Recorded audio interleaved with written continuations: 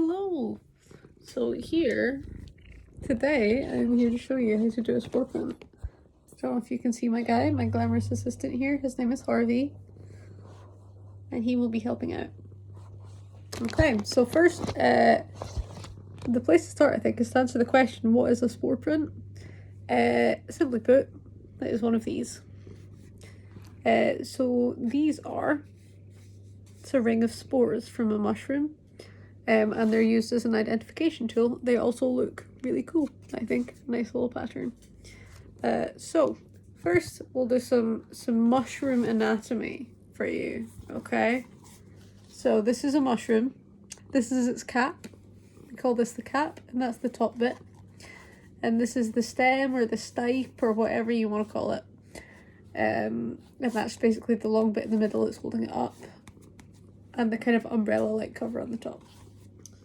Okay, so generally what we're looking at is these kind of lines in the middle, the area that produces the spores, where they stay essentially. It could either be gills or it could be pores. So if it's got these big lines, like most mushrooms you'll get from the supermarket, you know, your classic horse mushrooms, field mushrooms, it's got gills. And if it's got lots of little holes or kind of even like a maze-like underside, those are pores. So these are my beautiful illustrations of some spores, and they essentially, they're stored in here in this underside. They're how the mushroom reproduces and makes more mushrooms, and they will drop. And different types of mushrooms have different colours of spores, different sizes of spores. Generally, the main thing that you're going to see from a spore print without a microscope is the colour. And even then, that is a really good identification skill, because a lot of mushrooms that look the same on the surface actually have different colours of spore print, and that's how you can identify them. So you can see, if you put this beside my drawing of the gills, you can see how it's almost a negative of it. So where the lines are, it's got space, and then in between it's got these lines, these dark lines of spores. So how do you do a spore print? Well, first we're gonna have to go out and get some mushrooms. So I focused on mushrooms and gills because that's hopefully what we're going to be gathering today. It is not the best season for it, but what can you do? I'm sure we'll be able to find something. So before we head out on our hunt to find some mushrooms, I'm gonna go through some important bits of kit. Kit piece number 1, and this is arguably the most important weather appropriate item of clothing. So this is entirely not mandatory. I generally use it for cutting mushrooms off of trees, stuff like that, because essentially what you're doing, it's very unlikely that you're going to damage the actual mushroom as an organism when you're harvesting for identification or for other purposes, because generally the bit that we're harvesting that has all those spores is the fruiting body of a much larger organism. So the main mushroom itself is actually underground. But generally, the reason I like to use a knife is because 1, makes life easier, and 2, I just feel like, right, so from the mushroom's perspective, what we're doing is cutting off a bit of its junk, right? So if you were getting your junk cut off, would you rather somebody ripped it out of the ground, or your body, I guess, or neatly sliced it with a sharp knife? It's just a kindness, folks. But in terms of carrying a knife, be careful of your laws, essentially, what's legal. So this is a non-lockable 3-inch blade, which is totally legal in Scotland. But generally, if you are carrying a knife, be careful, and don't be a dick. Piece of kit number 3. Essentially, you just need something to cart your mushrooms about once you've got them. I just use this. It's just a mesh produce bag, but you can pretty much use anything. As a point of common sense, I am asthmatic, so I take my inhaler, which you should always do when you are going outside. If you need medication, take it. Common sense. Okay, so we've got our kit, so let's go hunt some mushrooms. Okay, so we are out on the hunt. So far, nothing massively interesting, or nothing that we can use. Lots of things that are very interesting. So we have some old blushing bracket here, if I can get the underside. You can see the pores, but it is very tough. Okay, so we have found some self-professed wee brown dudes. They look like they could be glistening ink caps. Very young ones. And we found these guys in here. So, trying not to get stung by nettles. I'm going to take some of these for a closer look. Okay, so, fuck. Got that stung by that nettle. I don't know if they are glistening ink caps actually, I can't really tell. So, important, proper knife use, always cut away from you. And you can see there, we've got the gills in there, and the stem here, the stipe, which is white coloured, and then the cap on top. Now you can see that this is very fragile, and I'm gonna say yes to the glistening ink caps because you can see here the starts of it turning a kind of grey brown colour, starting to deliquesce, but we shall see from a spore print.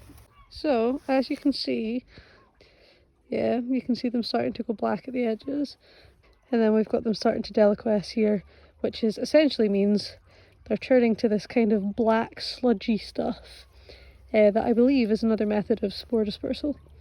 So now I'm going to go through what we'll actually need for the spore print itself. So a cup, any cup, some paper or a card. Depending on the colour of the spores in the mushroom, it'll show up better on some materials than others. So I've got this white piece of card in case it's quite light, and then just a piece of regular cardboard, which is generally what I use because most colours show up on brown. Cardboard is your friend. Cool, so generally that's all you need. I also have a cup here with some water in it because it helps to just sprinkle a little bit of water on top of the cap just to make sure that it, I think it tricks it into thinking it's raining and it releases the spores. So, method. So for identification, I'm going to slice this one just in half, nice and clean. So we have this. So darkening gills here. So the gills, as we've already discussed, are these lines on the inside. Inside of the cap, this is the cap, and this here is the stipe or the stem. So we've got a hollow stipe, we've got quite widely spaced gills that are kind of accordioning out there, and we've got a browny kind of golden brown cap. And all of this seems to be generally a match to the glistening ink cap as we've got in the book. Yeah, so let's get started. So what we do for our spore print is, and I'm going to use this one again, waste not, want not. So you take the stipe out, the stem. Now this is, generally with mushrooms you can just do that with your fingers, but this one decided it wants to break up on me, so I am going to use a knife. Just to kind of gently get that off. And all you want to do, so I'll do this one on the cardboard just because there's a bit more space. I'll do the wee one on the white because it's our kind of most perfectly intact little guy. Look at that. What you want to do is get the cap of your mushroom with the gills facing downwards. With some mushrooms you can just put the whole cap in and get a perfectly round spore print like the one that I showed you earlier. This one is going to come out kind of looking like a, like a nuclear warning sign. You see the three like hazardous materials, which is funny because these are actually just fine. Okay, so easy peasy. Get a little tiny splash of water, just using my finger here, just kind of dripping it on the cap of the mushroom. I'll take the camera and show you that one.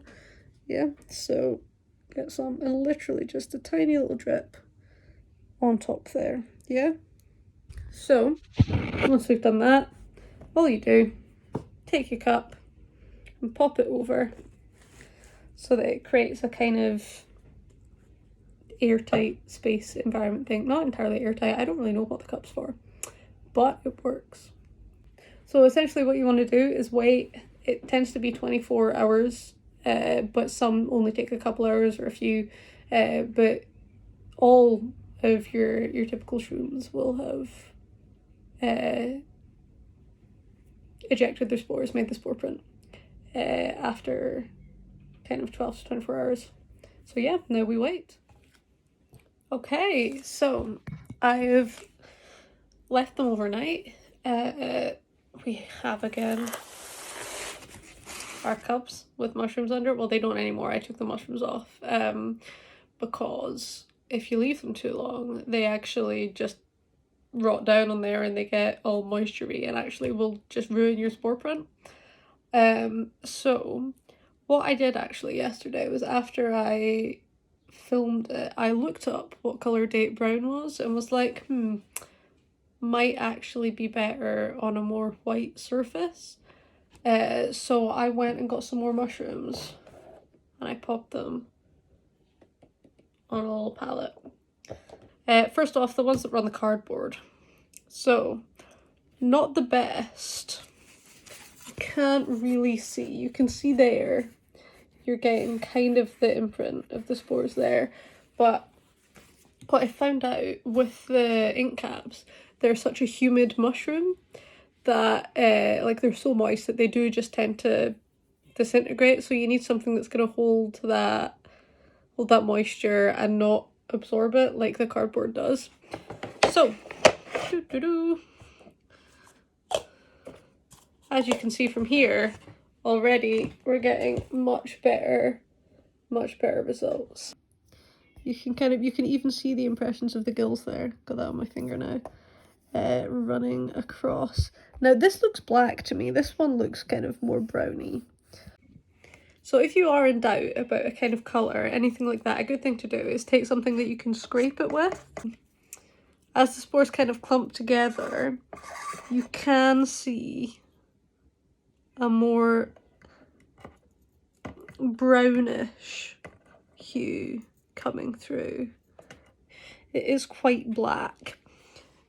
So I am not 100% positive in my ID anymore. Ideally, what you would then do is you can take some of your spores, like we kind of scraped them up just then, pop them on a slide with a drop of water, and then pop them under the microscope and have a look that way. And that will give you a more definitive idea, because even the shape of the spores, like if they're kind of sausage shaped, if they're leaf shaped, whatever is going on, can give you a more concrete piece of ID evidence. But yeah, that is how you do a spore print, and that is what it looks like. How exciting.